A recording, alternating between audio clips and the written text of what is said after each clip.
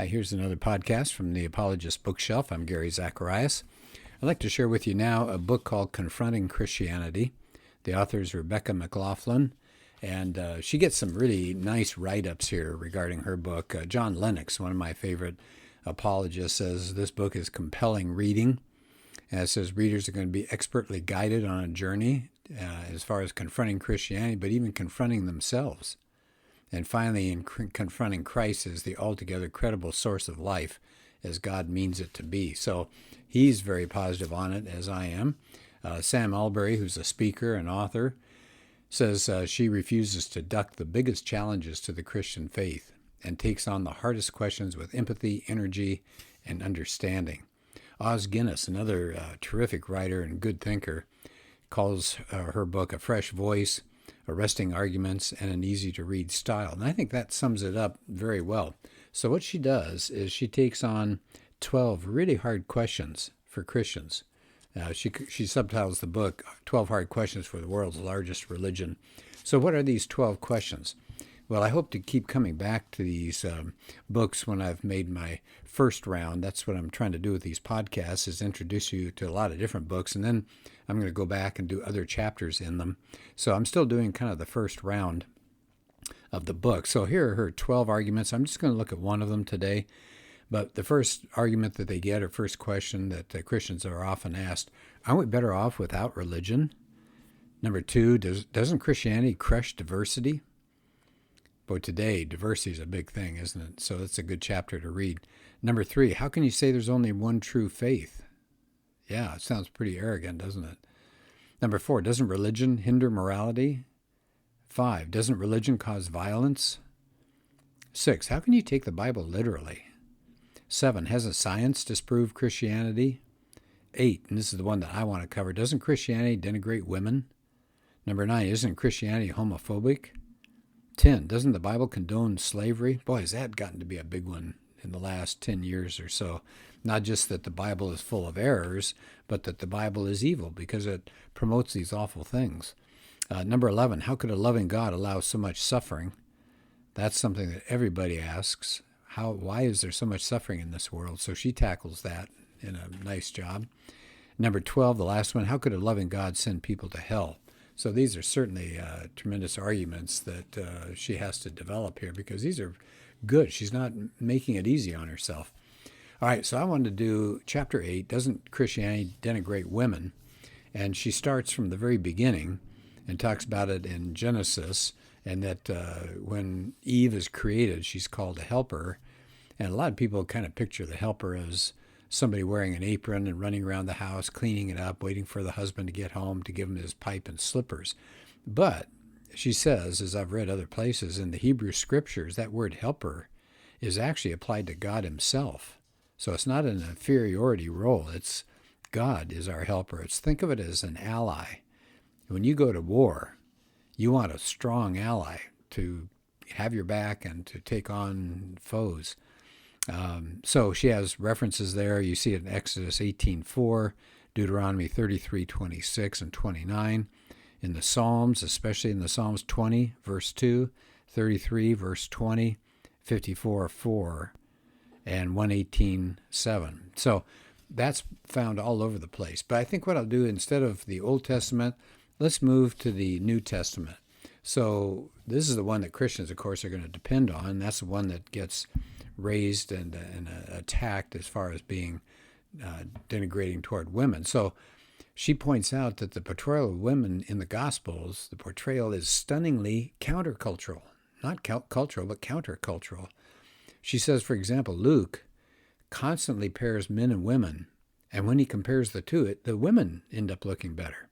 So, for example, before Jesus' birth, 2 people are visited by Gabriel and told that they're going to become parents. Well, one is Zachariah, and he becomes John the Baptist's father, and he's actually punished because he has unbelief. But Jesus' mother, Mary, is commended, and so she comes off looking a lot better. The adults that Jesus interacts with and has stories about in his preaching, the adult always have women involved in his stories. Jesus always puts women in his stories. He tells about the parable of the lost coin. That's female-oriented. In Luke 18, there's the female prayer of the persistent widow. And even as he approaches crucifixion, he addresses female mourners in Luke 23. So the fact that he kept bringing women into the stories and kept addressing women is pretty amazing. Even in the healing accounts, he heals a mother-in-law. He raises a widow's son out of compassion for the mother. He heals a bleeding woman, a synagogue ruler's daughter. His last healing in Luke is a woman with a disabling spirit, and she praises God. And when the male synagogue ruler gets really upset and objects to that, Jesus calls him a hypocrite. That reminds him of the woman's status as a daughter of Abraham. That's in Luke 13. And he elevates women as moral examples. There's that sinful woman, you all know the story, I'm sure, in Luke 7. Jesus is dining at Simon, the Pharisee's house, and a quote-unquote sinful woman, probably a prostitute, comes and disrupts the party. She weeps on Jesus' feet, wipes the tears with her hair, anoints him with oil, with special oil, and Simon, of course, is horrified. This is a prophet, and yet he's got this sinful, unholy woman touching him. But Jesus holds up this woman as an example and actually shames Simon in the process, which is odd because in that culture, if you want to think about that time, Simon's the one who has every advantage. He's a man. He's religiously admired. He's hosting a dinner party. And yet she comes across as superior in all aspects. So he elevates another low-status woman when he commends the poor widow for her gift of 2 copper coins. That's not as much money as what the rich are putting in the offering box, but Jesus says this is a far better amount. Luke emphasizes women who followed Jesus. And we meet 2 of his female friends, Mary and Martha. And it's interesting because Martha, this is Luke 10, Martha's doing the traditional female thing, right? She's taking care of the guests and running around getting the food ready. And his sister Mary is doing what? She's being a guy. She's doing a guy's thing there. She's sitting at Jesus' feet with other disciples. And Martha is upset and bustles up to Jesus and says, come on, let's go. And wants Mary to start helping her. And Jesus affirms Mary and says, Mary has chosen the good portion, which will not be taken away from her. And it's some of the female disciples who visit the tomb after his death. And then they encounter angels who announce the resurrection. And interesting, isn't it? The women run to the apostles to tell them this, and they don't believe them. And they're not totally convinced, but the women are. Jesus, in the book of John, we've been doing a lot here from Luke, but what about the book of John? Well, what do we get there? Jesus goes to that Samaritan woman. Wow, you're not supposed to hang out with Samaritans. And she becomes an evangelist to her people. Later, he saves a woman. Book of John again, saves a woman caught in adultery. John 11, he interacts in a tender way with Martha and Mary after the death of Lazarus. In fact, he speaks some of the most famous words to comfort Martha. I am the resurrection and the life. In Matthew 9, he commends the faith of a woman, has this bleeding, and she touches him to be healed. In Matthew 19, he protects women from unwarranted divorce, I should say. So this is a culture that devalued women and often exploited them, but he kept showing their equal status before God. Pretty amazing. Now, what I think is so great about the book is we learn about the author as well, McLaughlin, Rebecca. So she gets to Paul's letter to the church in Ephesus, and she says how much that rattled her, because in Ephesians 5, we read this, wives, submit yourselves to your own husbands as you do to the Lord. Oh, she says, I was an undergrad at Cambridge. She said, I wrestled with that. She said she came from an academically driven, equality-oriented, all-female high school, and now she's reading this stuff. She says, I was repulsed. Wives, submit to your husbands? You've got to be kidding me. She said, I had 3 problems. One, that wives are supposed to submit. No, wait a minute, she says. Wives are just as competent as men. So surely whoever's good in one area of the marriage should have the leading role, not have the wife always be second fiddle to the husband. She says her second problem was the idea that wives are supposed to submit to their husbands as to the Lord. She said, well, wait a minute. It's okay to submit to Jesus. That's important. That's valuable. But I'm supposed to offer that kind of submission to a fallible, sinful man? And then she said the third problem she had with it was just the simple idea that the husband was the head of the wife. And she didn't like that idea of hierarchy because aren't people supposed to be equals, have equal status? They're both image bearers of God. Boy, talk about that being countercultural.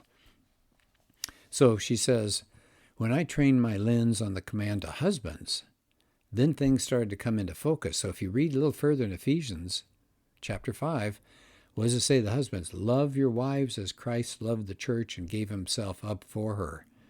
And so she thought about that. How did Christ love the church? Dying on a cross. He gave himself naked and bleeding to suffer. He put the church's needs above his own. He sacrificed everything for the church. She says, I ask myself, how would I feel if this was the command to wives? Wives, love your husbands to the point of death, putting his needs above yours and sacrificing yourself for him. She says, wow, when I realized this was really the story of the gospel itself, it started to make sense. If the message of Jesus is true, she says, no one comes to the table with rights. You've got to come in flat on your face if you're male or female. If you talk about, I've got the right, this is my duty, self-determination, she says, if you come that way, then you have to reject Jesus because he calls everybody to submit to him completely. And so that's a very different view, isn't it? She says our roles in this great marriage are not interchangeable. Jesus gave himself for us, and Christians are supposed to follow his lead. And so I thought that was fascinating. She talks about mishearing Paul on marriage. She says it's Christ-centered theology in Ephesians 5 that makes a marriage work. She says that sticks in our 21st century ears like a burr, Ephesians 5, because we have all these ideas now that wives are supposed to just kowtow to their husbands, and husbands stride around and stick their chests out and thump their chests and dominate women. That's not what it's saying, but she says that's how people see this idea of submissiveness.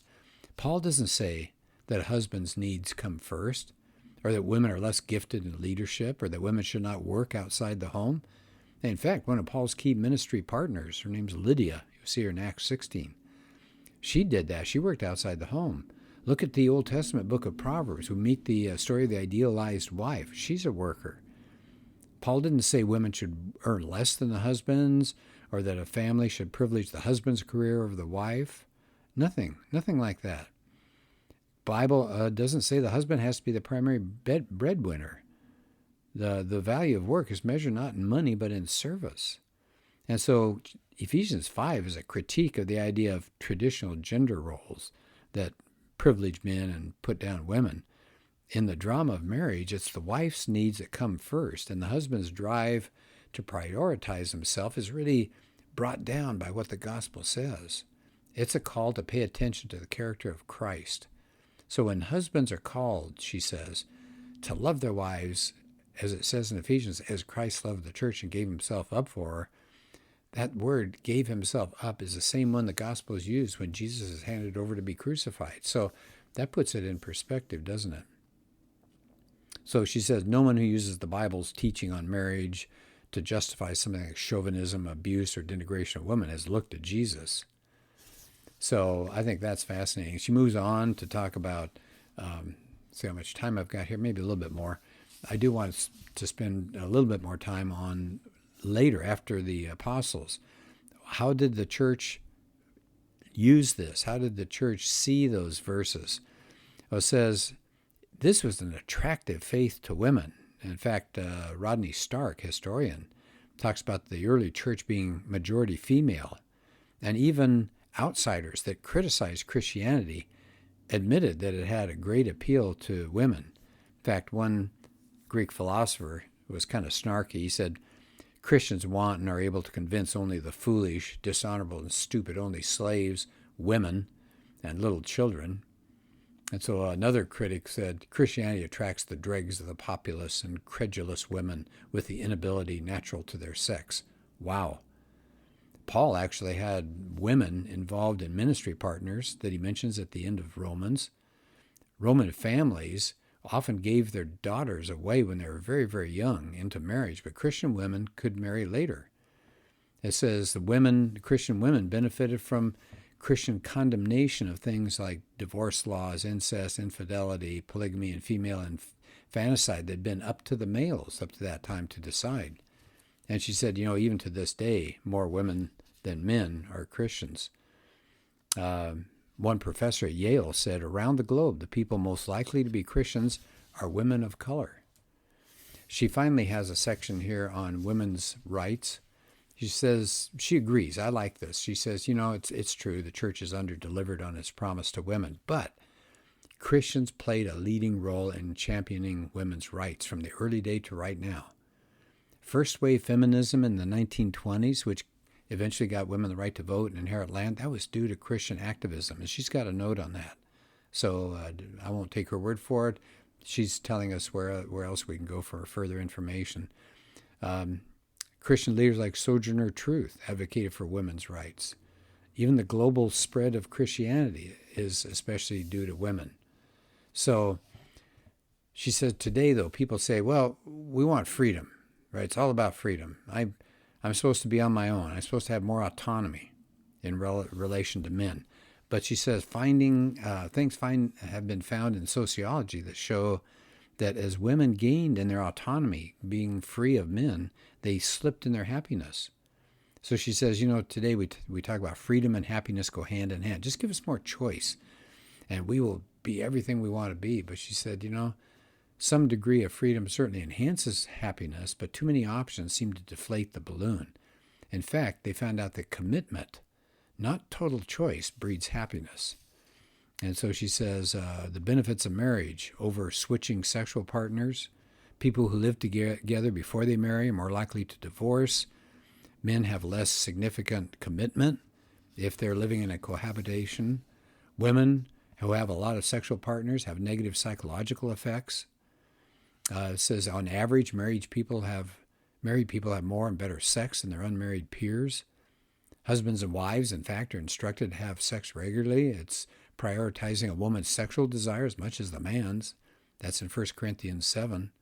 So sex is to be valued and treasured, but it's not the ultimate good. It's a part of a covenant as image bearers of God, and actually a glimpse of greater reality. Well, I think I'll stop at this point. There's more to the chapter, but I hope you see how rich this book is. It's called Confronting Christianity, and it'd be a good one. It's not very long either. So let's see, it's about a little over 200 pages. I know you get a lot out of it and a lot to think of there. Well, thanks for listening, and let's do another podcast soon.